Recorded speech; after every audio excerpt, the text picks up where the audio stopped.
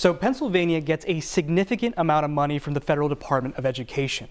The Pennsylvania State Education Association says the state receives around $1.6 billion a year in education funding. They say $578 million of that funding benefits lower income students and $428 million goes towards special education services.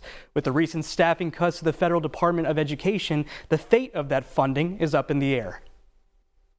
I want him to be able to grow up and make good decisions, safe decisions, and a huge part of that is part of his education also. Jamie Damian's son struggles with severe ADHD. He's one of the 607 students in the Hanover area school district that benefit from federally funded special needs programs. We went from, constant elopements and doing dangerous things because we're not thinking of consequences, and we went from that to we're starting to get better, and to go backwards to that, it's scary. It's a fear brought on by the Trump administration's announcement to cut the federal Department of Education's workforce by half, a workforce that distributes the millions of dollars used to help Pennsylvanian students with special needs.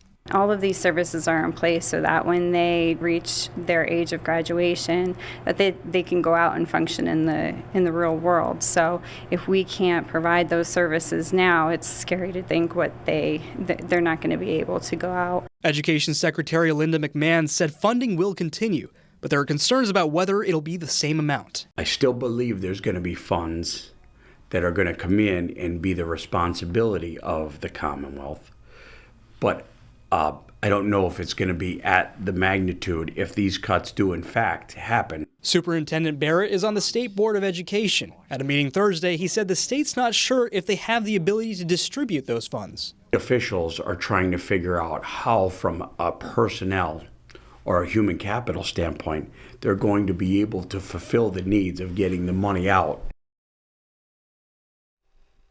20 states have already filed lawsuits against the Trump administration for the cuts. But Superintendent Barrett says that brought up another concern among the state board.